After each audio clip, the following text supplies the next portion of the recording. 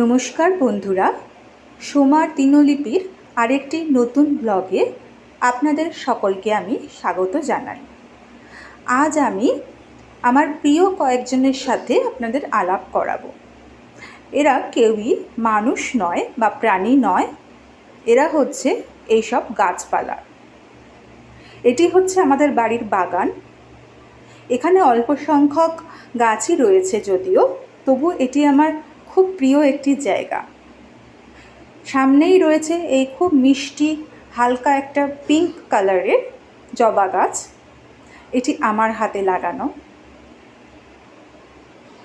আসলে গতকালকে গাছের ডালপালাগুলো ছাটিয়েছি, জানেন, এত ঝোপ জঙ্গল হয়ে গিয়েছিল, বাধ্য হলাম। একটু বৃষ্টি পড়লো তারপরে। এখানে রয়েছে নীল রঙের দুটি অপরাজিতা গাছ, একটি টবে আর একটি পাশে মাটিতে।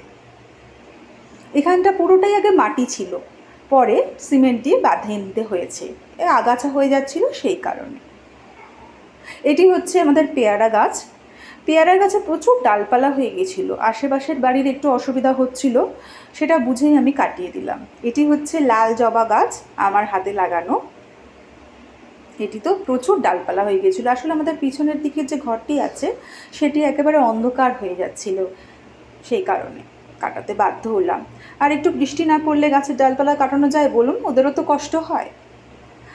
এটি হচ্ছে থোকা টগর গাছ, আমার বাবার হাতে লাগানো। এটি একটি পুরনো গাছ আমাদের বাগানের, আর তার পাশেই রয়েছে আমাদের বাগানের সবচেয়ে পুরনো গাছ এবং আমার সবচেয়ে প্রিয় গাছ। এটি হচ্ছে থোকা জবা, খুব মিষ্টি একটা গোলাপি বা পিঙ্ক কালারের। এটিতে প্রচুর ফুল হচ্ছিল, জানেন, এত সুন্দর রঙটা এটার। এবং 2 বছর আগে এই গাছটা পোকা ধরে একটা পাতা ছিল না, ডালগুলো সব শুকিয়ে গেছিল। প্রচুর ওষুধ স্প্রে করে করে তবে আমি এটিকে বাঁচাতে পেরেছি। তখন মনটা খুব খুশি হয়েছিল, এর প্রাণটা আবার ফিরে এসেছিল বলে। এটি হচ্ছে একটা হালকা গেরুয়া রঙের যে জবা গাছ, এটা আমার হাতে লাগানো। এতে আজকে ফুল দেখতে পাচ্ছি না, যদিও কুড়ি আছে, হয়তো কালকে ফুটবে। আর একদম শেষে এটি হচ্ছে দেশি টগর গাছ। এটিতে এত ডালপালা হয়ে এত ফুল, পুরো পাতা দেখা যেত না, জানেন, পুরো ফুলে ভর্তি থাকতো। এটি আমার শ্বশুরবাড়ি থেকে এনেছিলাম। আমার শ্বশুরবাড়িতে এই গাছ ছিল এবং কয়েকটি চারা হয়েছিল, তো শাশুড়িমাকে বলেছিলাম যে আমাকে 2টো চারা দাও, তো সেই নিয়ে লাগিয়েছি। দেখুন এখন কত বড় হয়ে গেছে। আর কালকে যে ডালপালাগুলো কাটিয়েছি তার থেকে 4-5টা টব পড়েছিল বলে এবং মাটিও ছিল বলে দেখুন ডালগুলো কয়েকটা লাগিয়ে দিয়েছি। জানি না হবে নাকি, যদি হয় ভালোই হবে।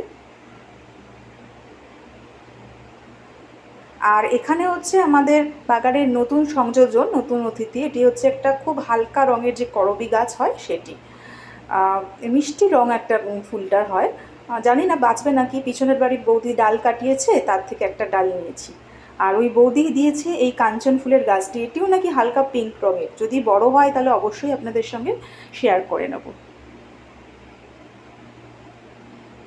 তো আজ এইটুকুই থাক, আপনারা সবাই ভালো থাকবেন।